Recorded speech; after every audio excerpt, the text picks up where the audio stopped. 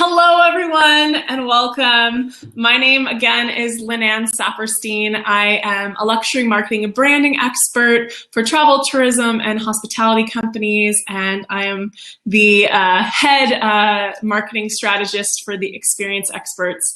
And I am very passionate about experience. And I really believe it's the most powerful, delicious, juicy, amazing, memorable currency we have in this life. It's the stuff we actually get to keep with us instead of just stuff, just physical material objects. We create memories when we create experiences. And so today we're really delving into what is a retreat? How do you create one? How do you curate a powerful, memorable experience, that shifts people's perspectives? How do we speak to different types of retreats? Because I know a lot of you have different expertise. So fitness, wellness, health, we can go from yoga all the way over to entrepreneurship and business. We're going to sort of cover all of that today. And my goal for you guys is to have some basic tips to start creating and dreaming up and starting to get out of your head and onto paper and maybe start to be something you're about to promote, a transformational experience, some form of workshop or retreat very, very soon. And what I'll say right away at the beginning is there's no time but the present. I have been hosting the Trailblazers Retreat since 2013. And the Trailblazers Retreat was an idea in my head, I would say, since 2010. I've been a retreat junkie. I always say I'm an infamous retreat junkie since my early 20s, since I was like 20, 21. I was attending retreats, I was attending workshops, I was attending transformational seminars, and I saw what was possible. Even in an evening, a 2-hour evening, and then saw what would happen if there was a 3-day workshop, and then started to go on 5- and 7-day retreats and watched my whole life change in so many different areas with so many different coaches, leaders, just experts who guided me on these journeys. And one day, one of my coaches really beautifully said to me, she said, "Oh, call back." Oh, Cataline is trying to call and it disappeared. It was up and then it was gone. Basically, one of my mentors said to me, "Lynan, you can do this too." And so what I want to say to you guys all this evening is that you can do this too. There is a certain kind of person that can host a retreat, and we'll talk a little bit about that later, but really the most powerful thing is just saying yes and creating the vision of the experience and then going for it. And when the Trailblazers Retreat sort of came to be, it was a whirlwind. It was less than 6 months.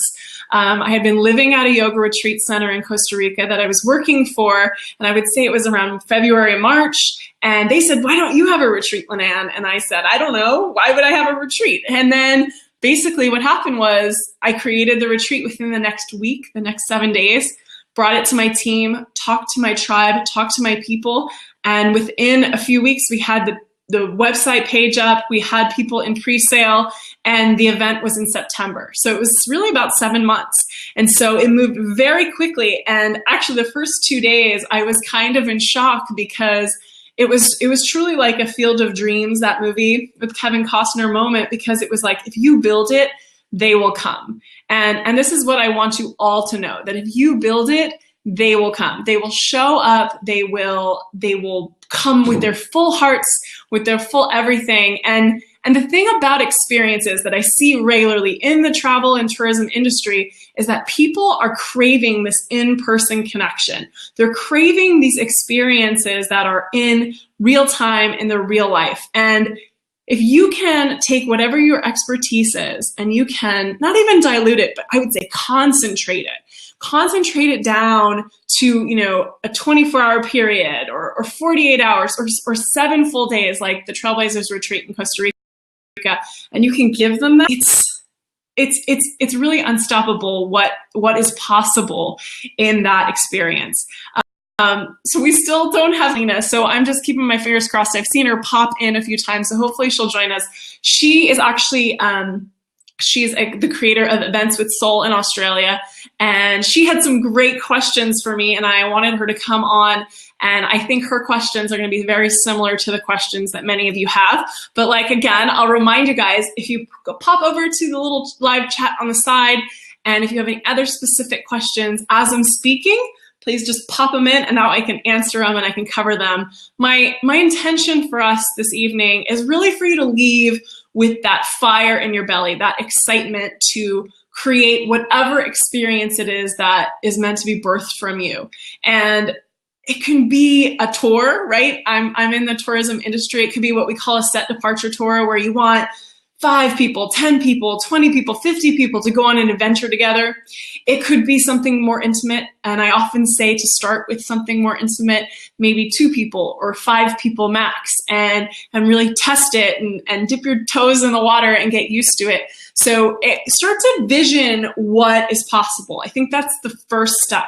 The first step is like, what if the sky was the limit, if money was no object, what would it look like? And then maybe take 1 or 2 steps back. You know, the bigger vision, a lot of us want to have like 100 people events, 50 people events. I know that was my original dream, and I've actually worked now at those type of events, and that's not really my passion. But in the original dream, it was so many people. So let your imagination go wild. Let yourself create. Let yourself dream up something extraordinary. And I tell you, it is totally possible. It's totally possible. And I'll remind you guys, if you build it, they will come. And this, I'll keep echoing this throughout our talk this evening. I really want you to believe in yourself. There's a huge amount of belief that has to go into event planning, because there are going to be times that are tough. There are going to be times where you're like, can I really do this? And I know there were many times I wanted to quit. But because I had a security deposit at the resort or at the destination, or I had a few pre-sales, so I had people who had already committed to my event, I had to stick to it, and I had to recommit to the event and recommit to the event. And so this is another part of the envisioning and seeing it be a reality. If you see it as a reality, you can easily recommit and get right back on track and keep attracting those amazing people to the event. Let's see, we don't have Catalina even on right now. I was going to say, Catalina, if you are there, maybe you can type in the side. Oh, I think you just popped up. Can you call in? I'm being optimistic that you're going to come right in. All right, well, I hope you hop in soon.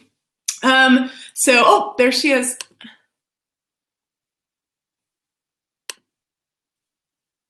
We did it! Can you hear me, my love? Hi, finally. Oh, wonderful, wonderful. So why don't you tell everyone who you are? I did a lovely little intro, so there's a few people who have joined us. Why don't you let everyone know who you are? Cool, perfect, thank you. Well, my name is Catalina. I'm originally from Colombia, but I live in Australia. I've been living here for the past almost 5 years now. And I run events with soul. So precisely this type of transformational events. And I'm also very passionate about that. And as Lynan was saying before, like I find that people are craving this type of experiences. But I wanted to add to that it is so important that we make it about connection, because I feel that there's been like a sort of hype with retreats and transformational events. It's totally cool. You know, exactly, right. So everyone is calling these events transformational, but they're actually not. And so to make an event transformational, it takes a different type of work. And we know what type of work we're talking about here, right? So work. I wanted to, exactly right. I wanted to ask you about that. Like how do we define that? Sure. So I actually came up with a catchy little acronym from all the letters in retreat. And number R, so which is the first one, is reflection. And it's that concept of that we are the mirror that's being held up in front of them. And, you know, this is not even just for people who are life coaches and doing sort of deep interpersonal work. That is always underlying in every retreat, no matter what it is, even if it's like CrossFit fitness retreat. You know, people are examining their life, right? It's that stepping back from the crazy day-to-day. We get distracted from ourselves. We get distracted from who we are and whatever our truth is, whether you call it purpose or your soul, whatever they call that, they've been distracted. And so it's this opportunity we have, and I take a very spiritual perspective, and I know you do too, where we are this sort of sacred container where they can explore and examine. And what I often say is it's just a space for them to, like you said, deep dive and just to see how they're living. And is it how they want to be living? Because, if you're talking about health and wellness, several of my good friends run yoga and fitness retreats in Costa Rica.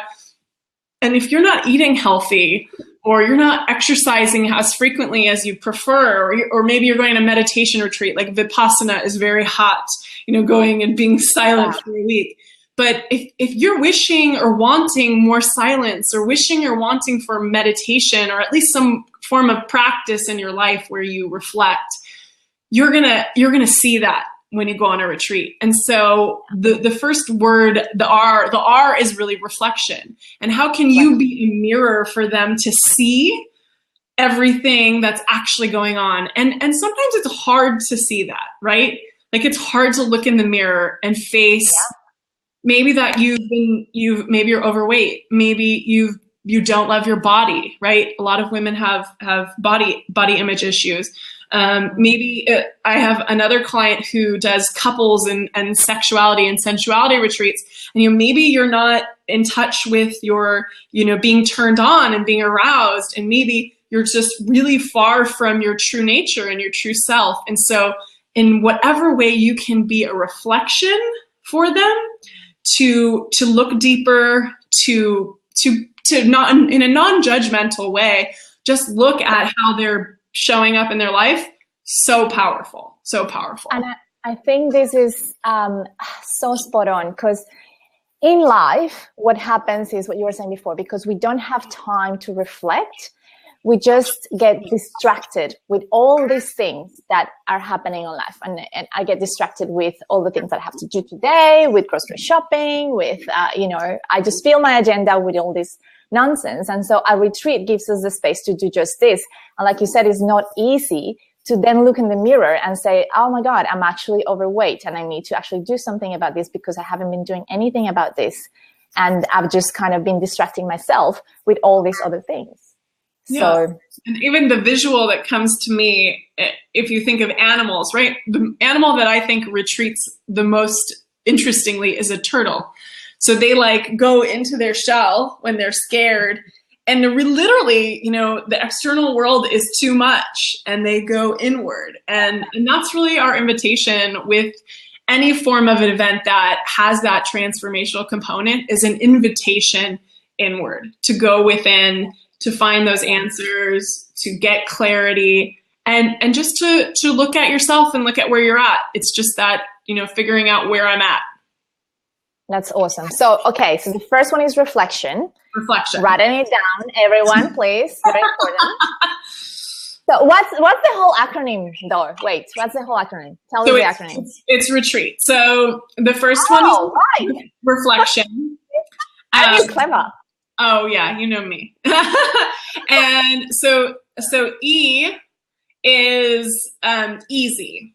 So one of the things that I wanted, there's two E's, so I get to come back to E, but the easy was really it. I often say the hardest part is getting there to any one of these events. Whether it's a flight, whether it's they have to make an investment in themselves, they have to say yes to what they want and what they want to create. But how can you make it easy for them to experience? And my company is the experience experts, but how can you get them to say yes to being a part of an experience, to showing up for themselves, and then really showing up for everyone who shows up? And I often say that that's like the secret sauce for any form of a retreat event, because you're bringing a group of people together. And this is where you have the opportunity to have other mirrors, other reflectors to show them more about themselves. And when I say this, I created Trailblazers Retreat out of one reason. I wanted to bring together like-minded people because I felt isolated. I felt alone. And if anything you're creating an event around, especially a retreat, especially a transformational event, where you're bringing people together so they know they're not alone, and so they can connect with like-minded people and really create community and a tribe. This is a catchy word that everyone's using, but where you can create a tribe, that is so powerful. Like feeling included, feeling like you belong. That opens up so many doors to people who maybe if you're a yogi who lives in a small town, doesn't know other yogis, or you've always wanted to be a raw foodie and you're overweight and you didn't feel accepted, but then you go and they embrace you and you feel welcomed and you feel connected. I mean, that's a lifelong friendships you're building, ongoing support for whatever's planted and eventually will blossom and grow after the retreat. I mean, really easy experience, and everyone you can bring in together is the first. So this is a very interesting point, because I feel that, you're absolutely right. Like, this is so important. Tribe is so important. Community is so important. This is what gives us in the retreat the space to feel and be ourselves. Yes. But everyone is using this and it's lost its meaning, unfortunately. I really feel that, and you said this yourself, tribe has become this hype word.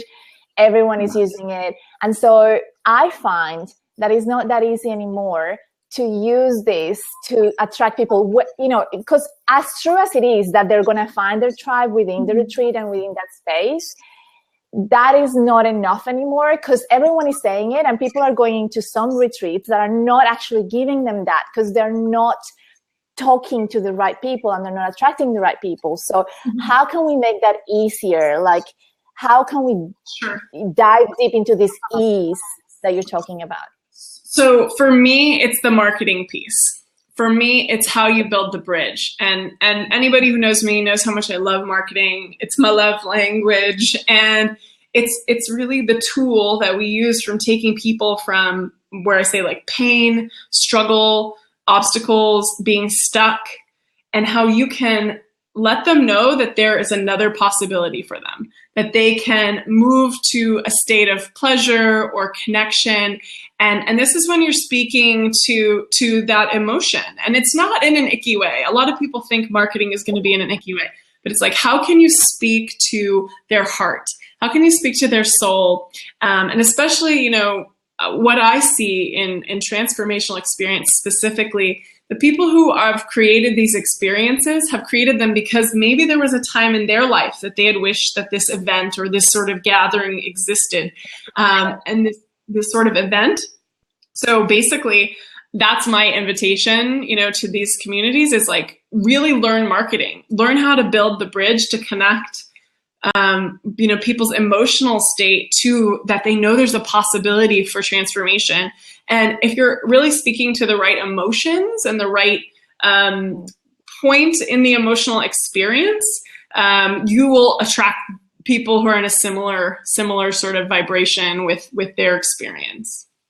Okay, I love this. So basically what you're saying here is, to create that ease for them, we have to speak to their hearts, right? To their emotions. Okay, this is really interesting. Love it. Yeah, and it's almost, in marketing, we say you have to know your client or your customer better than they know themselves. And so, when I talked about reflection as the R, they haven't looked in the mirror. They haven't gone deep. So you need to almost start, and I always say, almost before, when someone really hands the money over, that's the retreat starts then. But you start transformation when you make that first point of contact. Those questions that you're asking on a website or on a webinar or in a conversation with them, that's going to start them to bloom and start them to go in for that introspective experience. Awesome. Okay. And so can you give us a couple of quick tips? how can we get to know our audience better? Like just a couple of tips that you would. Sure. So this is actually the second E. So I'll skip ahead. So the second E in retreat is engagement. And part of engagement is knowing what do people want and what do they need and what are they craving and what are they desiring. And one of the most powerful tools is just to ask.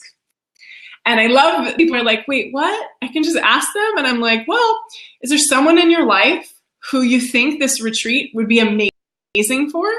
And whether you're going to attend or not doesn't matter. It's just you want to get to know them and get to know their particular experience. You say, hey, can I take you to coffee or for a tea if they're a friend of yours? Or hey, can I just pop on the phone or Skype with you?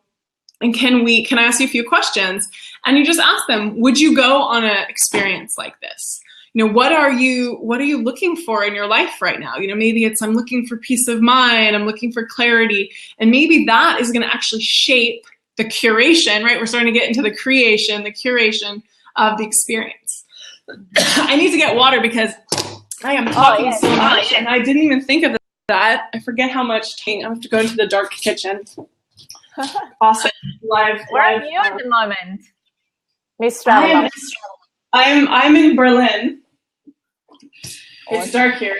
It's nighttime. I'm gonna bring the whole. I filled up the bottle before, but I didn't bring it in. And here is like 7:30, just starting to get. I know. Yeah. We've got international adventurers here. So basically, to survey them, and so you can create real engagement. Not this fake stuff where it's like, I think I know what you want. I hate that. Yeah. Coming from what I think they want, that's not going to help them, right?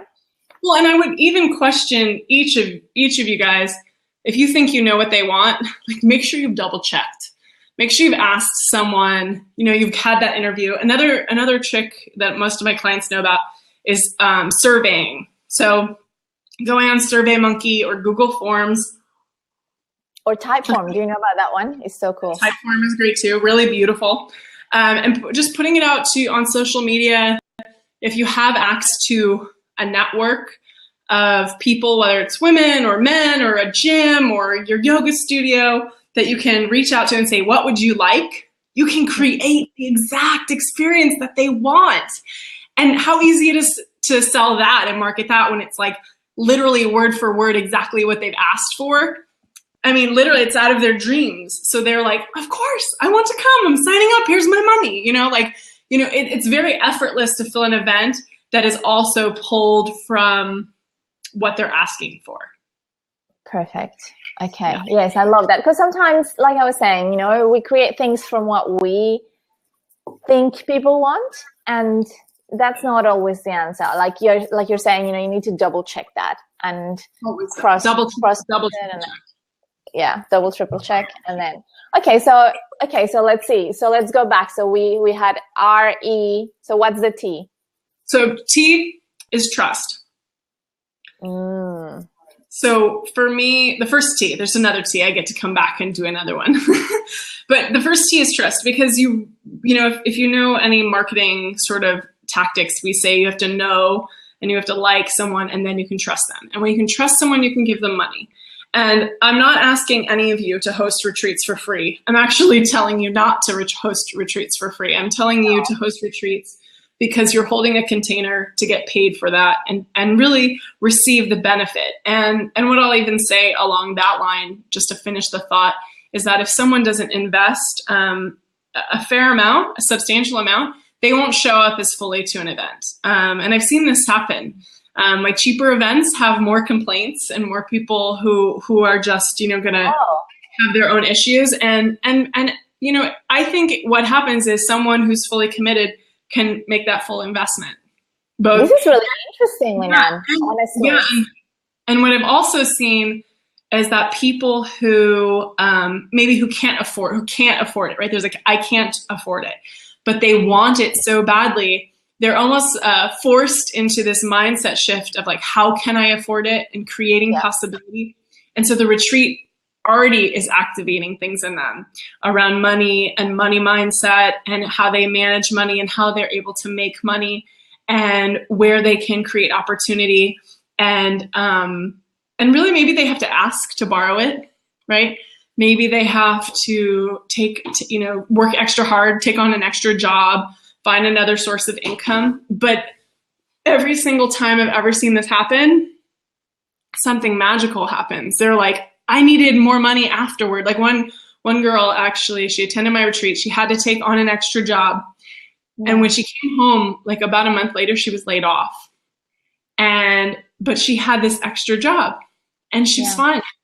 And it wasn't like, colossally, it was sad. She was sad. There was a sadness to it, but she had that. So back to trust. Basically, it's like, how can you build trust with these people? And, for me, trust comes from so many different places. One of them is confidence, how confident you are in what you're creating.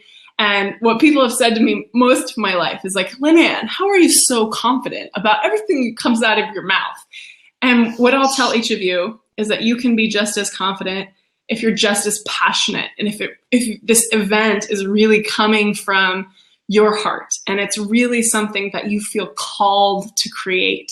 And you won't be watching this, you won't be listening live with us if this wasn't something that's been stirring in your soul. And if you really have this desire, this is your engagement, your desire to create this event, you can speak with confidence about it.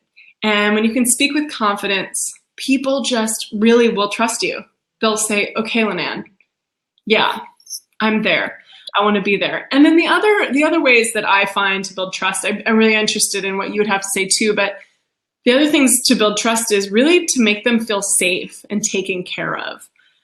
This is something, I pride myself in, and even when I drop the ball, I want to apologize profusely, but like really taking care of my retreat participants from day one. And even from, the sales experience. Yeah, exactly. Being responsible, being respectful, really holding that space and taking great care of them. So, right, being in integrity with your word, if you're on a call, be on time. If you say a price, you honor that price, even if the price needs to change. Really trying to stay in integrity and stay in alignment. And I think the other thing to just know is that when you're given the role of being the teacher or the guide, you inherently are given trust. And just like Spider-Man, right, with great powers become great responsibilities. And it's like taking it seriously that there are people that are going to trust you with whatever sort of transformational experience they're seeking, and that you take that seriously. Yeah. But so this is really interesting. And I think for trust as well, the only thing that I'd like to add is that listening is also very important. As you were saying before, like holding that space for them, but really being there and being present and just listening to what they have to say. Because often when people don't feel heard, then they can't really trust you. Because if you're always kind of like splurting things out and not listening to what they have to say and what their situation is, and some, like you were saying before, for example, about payments, if someone really would like to come, but they don't have the money, they're like, I want to create this. And they want to trust you in sharing that with you, because that's a personal thing, you have to be able to listen and create that space in that container even before the retreat, like you were saying. Yeah. But I would love to go back to the pricing issue and the money issue that you raised. And I don't know, is that part of the acronym? Because maybe we can go there then. Well, today we were mostly going to talk about how to create the experience. So not just how to sell it just yet or how to launch into it. Actually, that would be hopefully our next call. Cool. But I really think, pricing is an important part.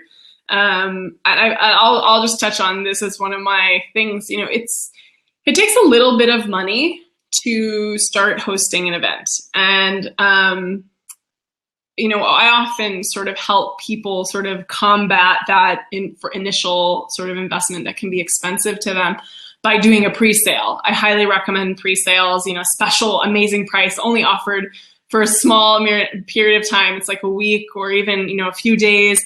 And it's just to get back your deposit money, because a lot of venues, you have to make a large deposit to reserve a date. And some people don't have that money, you know, or the credit limit on their credit card that they can go put down on an event space. And so that's just sort of a quick pricing thing. Like, you know, you're going to have to make a commitment. You will have to make the first financial commitment. Before anyone says anything yes to you, you're going to have to say yes first to this event.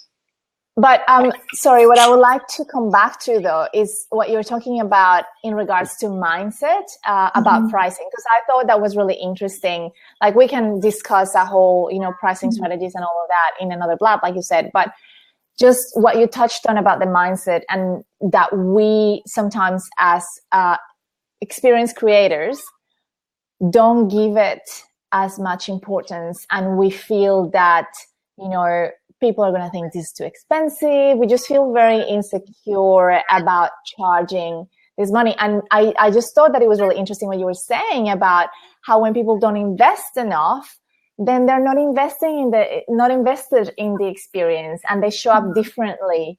So I just thought that was a very interesting concept, because to us, I think sometimes we're trying to create something that people can afford, and therefore we think that means cheaper.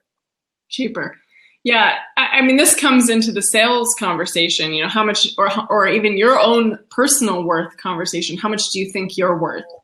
And you know, and this is something I'm not perfect at, you know, like my boyfriend will tell you, my employees will tell you.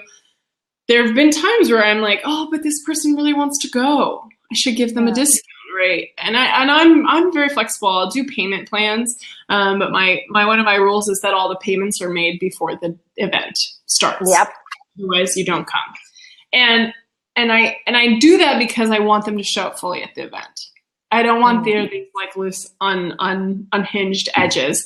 And so, I mean, it comes down to like, what is this worth? And you know, you and I know this, but like, it's like, what is really possible for someone in a transformational event, you know, whether it's yoga or, you know, fitness, weight loss. I mean, that's priceless. That's priceless. I mean, the things that I've received, and I think any of you who are listening, hopefully you've been on a retreat before. And if you haven't, I implore you to go on one just to have that experience under your belt, because you know why you're making an investment. You know what it takes. You know, my trailblazers know that they have to get on a plane, and then sometimes they have to get on another plane or a bus or a taxi cab, and you know, they have to get out of their comfort zone and to almost prepare yourself for that. The financial piece is like that first layer of the onion that gets peeled back, and perhaps even the first onion layer is like just saying, hey, Lynan, can I learn more about your retreat? Because maybe it's something someone's never experienced before. So I'm sort of delving a little bit into it, like a little bit into it, but this definitely in the sales conversation, what you were talking about, listening to their experience, then you're really going to start to understand where they're at, right? You're going to be that first, you're going to start being a reflection of them right in that sales conversation, and you're going to know what they need. And it's not that prices change. Like, don't be wishy-washy. These are the prices. They're the prices for everybody. Don't change the prices. You know, the only prices I will ever say is like a discount is the pre-sale. And you say it's pre-sale because it's only available for 1 week, and it's a special price, and there's only 2 of them or 1 of them or 5 of them, whatever your situation is. But you honor that and you stick to it and you stay in integrity. Yeah, that's really important. Okay, beautiful. Okay, so let's move on. So what's the R? The next R. The second R is it's like rest, rejuvenation, relaxation. How can you create this calm, peaceful, serene? If you could almost just like picture this beautiful lake, you know, untouched. How can you create that experience for your participants? And, you know, this is where the word comes from. It's how it's mostly used in the English language. When you're talking about a resort or a spa, you're talking about a spa retreat, you're using these type of words. And it's like, how can you create that with maybe you're going to have spa elements, maybe you're going to have massage elements, but how are you going to create it with your workshop, your talks, your yoga, your breath work, your meditation, whatever you're guiding these people on? How can you include an element of release and relax and really sinking into the moment, which is something I'm so passionate about. I can't believe this is the first time I'm mentioning it. But I really believe that's the most powerful tool in creating a transformational event, is getting people into the present moment of their life. And you talked about listening. I believe listening is one of the powerful tools we have to get in the present moment of our life, because we stop thinking, right? A lot of people are going to come to your retreat with, I'm trying to get results. I want to lose weight. I want to change my business, blah, blah, blah. And it's like, how can you turn off the machine? Take off that, put it over there, and get them here. And get them here for themselves, get them here for their experience, get them here for their transformation, and get them here for healing. I really think that's what the soft, tender, serene, relaxing, rejuvenating space, what's possible there, it's being gentle with themselves. We live in a really hectic world, and people are really hard on themselves. They have high standards. They work themselves to, adrenal fatigue, basically burnout. And it's like, how can you create this safe space for them to slow down and turn off the monkey mind and be here and listen and be present and connect more deeply with themselves and with others and with nature, perhaps, or adventure, or whatever type of experience you're curating. So do you think that in practical terms, this means, within the retreat schedule, creating a little bit of alone time for them? Because I feel that as experience creators, sometimes we feel that if we do that, that's not fair, that we have to jam-pack the whole schedule with activities, because that's what people are paying for. So we're like, oh, we just have to do all these activities, and how can I give them more? And instead of, I'm like, oh, I don't know, if I give them an hour, they're going to think, that they're going to waste their money. I don't know, like, what would you have to say about that? Well, this comes back to that value and that money conversation. I think my first retreat, we had no days off. We had very little alone time. Like, it just happened. Maybe there was a little bit, but it was me not owning my value and trying to pour all kinds of workshops. Mind you, it was amazing. Everyone loved it. But my sister came to my first retreat. She's like, I didn't really see Costa Rica. I was like, darn, I totally didn't do this 100%. And I think you touched on something, really special. Part of the peace of mind and getting in the present moment, it's like getting to be there for it and savor it and enjoy it and let it integrate in and let it be part of you, and give them some time for that. And especially for any introverts you have attending your events, they like journaling time or quiet time, or if you have a beach or a forest, they just want to sit and be alone and kind of have that processing time to integrate everything maybe that they're learning or that's happening inside of them transformation wise. And even just what I say, actually, I don't know if a lot of people know this, but I was asked, like, on a podcast a few years ago, what was my favorite part of my retreats? And it was funny. I closed my eyes and I went, oh, what is my favorite part? And I went, what my favorite part is? The parts of the retreat that I don't see. And the interviewer was like, what are you talking about? And I was like, no, it's the moments that people are not in workshops, that they're not sitting next to me at a table trying to be like transformed or whatever, but they're having conversations with one another, or they're having that quiet moment with themselves, and they're having like these little pops and just, having these eureka moments or these beautiful connecting moments, whether it's tears or whether it's laughter, or whatever it is that they're having, that is the magic. And so, I think that's one of my gifts with these events, is that I haven't attached too much to my workshops, and I attach the value and the special moments to when everyone is on their own, or when they're interacting with just each other and they get to actually practice what we're learning in the workshops. Yeah, so the integration part, the space that they get to do that in. Yes. That's awesome. Beautiful. Okay, well, I'm very curious about the A because it's the only A. So what does it stand for? So it stands for adaptation.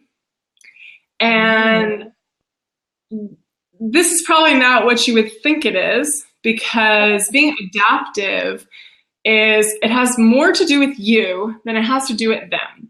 And it has to do with you being not attached to a result. And a lot of us, when we create, this perfect itinerary for the retreat or for the event, and this is how it's going to go, and it's going to be amazing, and everyone, and it's always going to change. Like, I don't think I've always, every time, just whether there's a glitch in the system, just something didn't work out. Maybe something was so amazing, it went for an extra hour, 2 hours, or extra 40 minutes, and you had to let it finish. You had to let them keep going. Or maybe something ended really quickly. It was awesome, but it was short and sweet. And then you have extra time, or you're okay, or something was really deep. Sometimes I'll write a workshop or something, and it'll go like tears, and it's very emotional. And I know I can't do the next workshop. It's just, I'm not going to have them. So it's, okay, you guys are free until lunch. And they're like, really? That sounds amazing. So it's about not being non-attached to your perfect retreat, to your perfect outline, your perfect event, being okay with letting go. Sometimes I'll be on a retreat and not teach my favorite thing just because it didn't feel right. And I think it's the ability to change and adapt that you step into first. And it gives all of your attendees that opportunity to have that in their life when they go home, because they see you being flexible. Like, I actually write a schedule on the board every morning of my retreats. And sometimes I'm there erasing it, or I'm like, that's not gonna work. Let's change this around. And they're like, is that okay? I'm like, it's perfect. It's perfect, because the retreat is unfolding the way it's meant to. And part of your job in creating a retreat and then, executing and making it a reality is you really listening to your people, like you were talking about.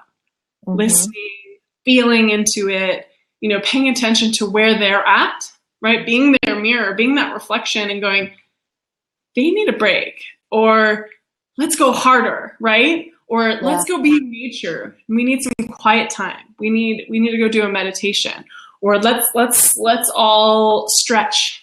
I can see people, their necks, or, just like, let's all stretch, let's all stand up and move around. So paying attention and being aware, and you're the model for that. The whole time you're teaching, you're a model. But this is one of the most powerful things you can model for your attendees, is being adaptive and being flexible, like the bamboo, right?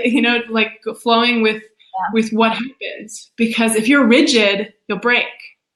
And I'm not gonna lie, I've hosted an event where I was being really rigid, and fortunately I broke alone in a room with tears and got my shit back together. But the moment you get attached, the moment you're like, this is how it has to be and it cannot change, you're just setting yourself up for disappointment, and that will echo and ripple in your tribe. Of course. So staying really adaptable and continue the listening throughout the whole process of the retreat. This is really what we're talking about here. Really cool and important. I agree, because otherwise, like you say, you just break. And we don't want that. Not at all. And having backup plan, having plan B and plan C and plan Z, having extra stuff available, because you never know what you're going to have to pull out of your magician's hat. Yeah, perfect. Okay. And what is the last T? The last T is time. And I think this is where, we're talking about somebody's exchanged their precious time on this planet to be with you, to be in an experience with you. And that's an honor and a privilege, right? Comes with great responsibility. And there's so much opportunity in space, right? When you create space, anything can happen. And that's really what transformation is, right? So it's space for them to breathe, and to take care of themselves and to create a new way of being in whatever way they want. And I think, I liked time, and there was a lot of other T's, right? Like there's like thriving and touch their hearts. I have them all written down on here. Thanks and gratitude, right? But it's like, for me, the fact that they are taking the time, that's part of your sales conversation. That's part of what you're creating with them. It's also the length of time, right? How long do you want with these people? Yeah. Do you want 2 hours? Do you want a weekend? Do you want 7 whole days, a whole week? How much time do you need for the type of experience you're creating? How much time is involved in you planning ahead, in your launch, in your connecting with people? How much time is involved in from before this moment, in your past, of all the things you've learned to become the expert that you are to curate this experience for people? Like time is transformational if you let it be. And I think all of you guys have so much experience under your belts. You're starting to get the knowledge and how to launch this and how to sell it. And then, if you think about the time to actually be with these people, what do you want it to involve? What kind of experience you're going to provide for them? And whatever you fill that time, that space with, that is what's going to magnetize it. That's what's going to attract the people that want that are craving that type of experience, that type of result, that type of benefit at the end. Or even, sometimes the first day people have breakthroughs. They have just clarity, and then they can enjoy the rest of the experience. They can just, after the first hour. I had one girl at our retreat in Croatia say, I forgot how to have fun. Oh, wow. She said, I forgot that I was fun and that I loved to dance. Wow. And she was hilarious, and she was a great dancer, and she was super fun. But she had been, an academic, and she was in school, and she had just not been having fun. And she was like, I'm really fun, and people like me, and I like me better when I'm fun too. And like, it was that simple little thing that made her life fun again. And it's so simple.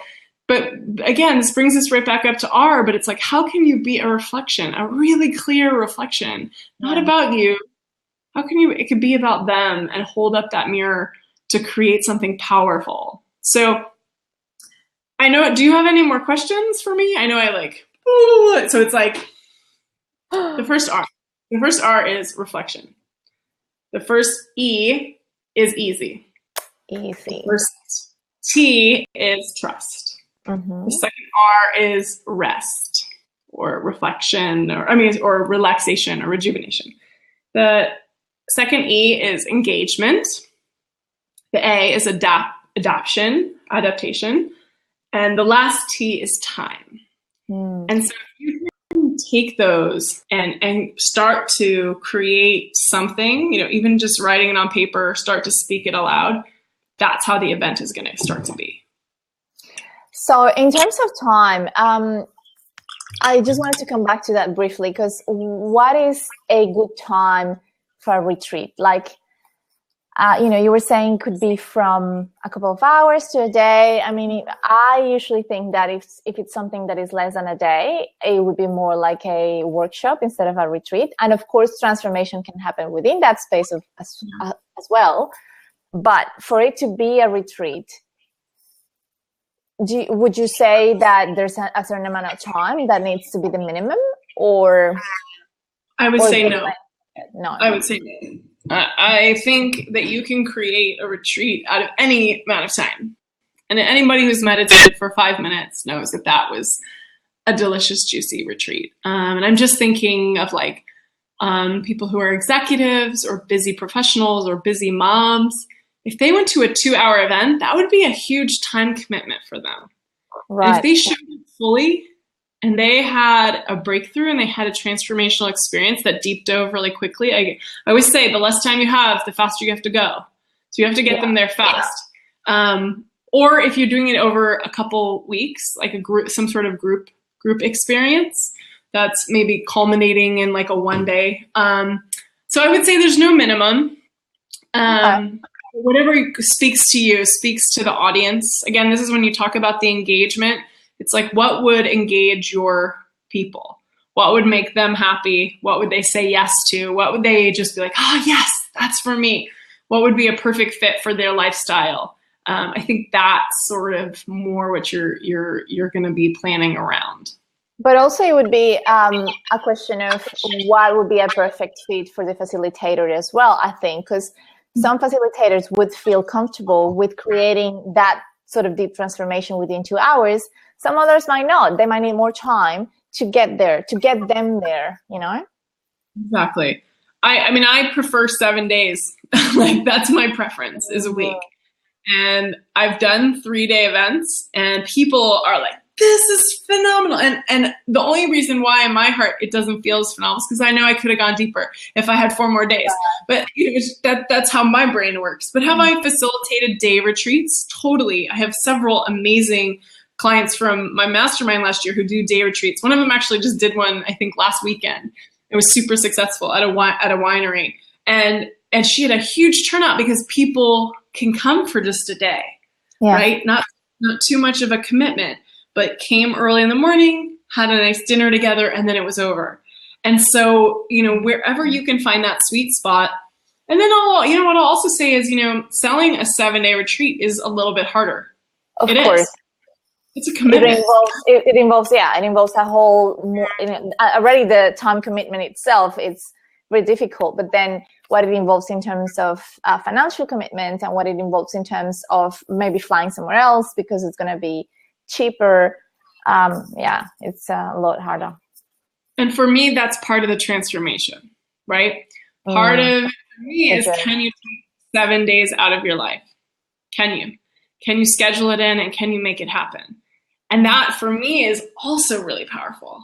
But sometimes 3 days is enough for your audience, for your marketplace, for the people that you speak to and you want to transform. So it can vary. It can vary. But, you know, I just say go out there and just try something. You know, if it's a 2-hour workshop, maybe you're going to do 10 2-hour workshops this year, and then you're going to sell into a weekend, right? So after people have that great, 2-hour, or that great 1 day, then you sell them into a 3-day. So they get a little taste. Oh, yeah, I want more. Yeah, I want more. Yeah. And then they're ready to make a bigger commitment. But maybe they need to know a little bit more before they say yes. Yeah. And we can go back to the asking them, right? Ask them how much are they willing to commit? How much time is easy for them to commit to, and then go from there. Start there.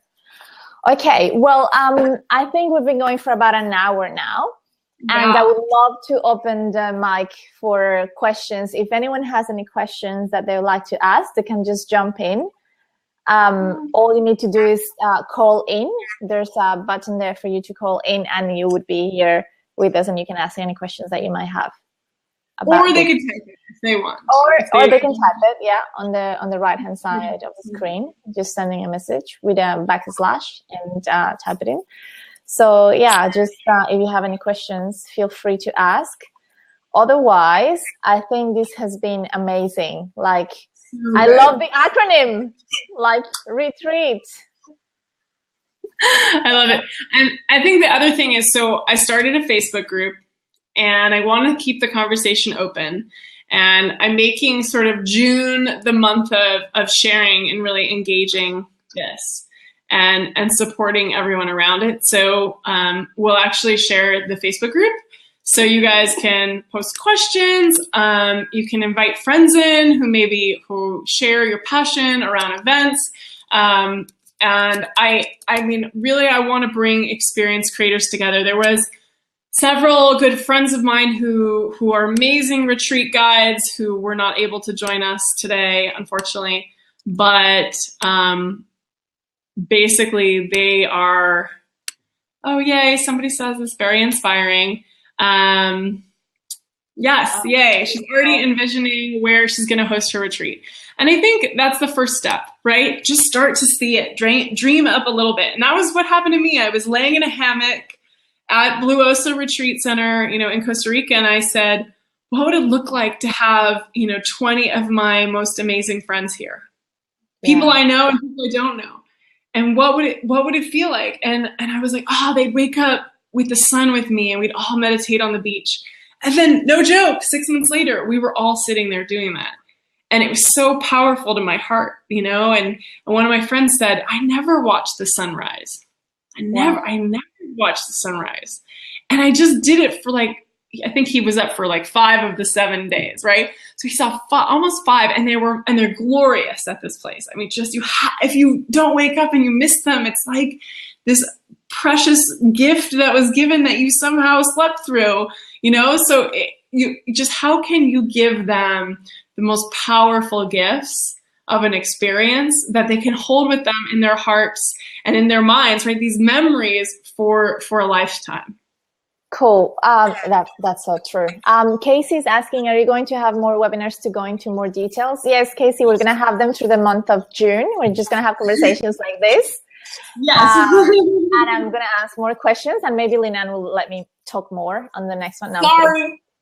I love it. No, I love it. I love it because you have so much to share. I really love it. And I had so many questions as well. She has a whole list of questions. So next time you just ask more questions. We'll just go through them. Yeah. So for sure, Casey, we're going to be hosting more. And if you guys have questions, like Lynan said, you can just share them in the group and we can tackle them, either there, or if they're bigger questions, we just, be in a conversation and talk about all of that. Because, there's so much to talk about, like we said, logistics, money, finances, etc., how to sell, the sales process, it just goes for so long. This is coming up with the idea.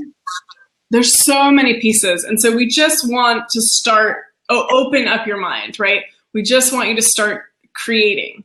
And really first part of the creation process is just imagining it and dreaming it up and starting to tell people, what if I hosted a retreat in 2017 or later this year, later in 2016? Would you come? How would it look? What would you like to do? And seeing what's possible there is just super powerful. And the moment you start talking about it, stuff starts to happen for sure. I don't know who said it. Nothing happens unless first you dream. So that is the very first step. Perfect. Beautiful. So that's our home play for you guys, is to dream about your events and to join us in the Facebook group. It's called Experience Creators. I have it in the sidebar here. So for anybody watching to join us, we would love to introduce yourself, talk about your dream, and then feel free to invite your friends in. We're not making the recording public. So if anybody needs the recording, they need to email me directly or they need to join the Facebook group. Okay? Beautiful. Okay, great. I will see you soon. Thank you for waking up early. Thank you. Love you guys. Bye. Yay. Bye.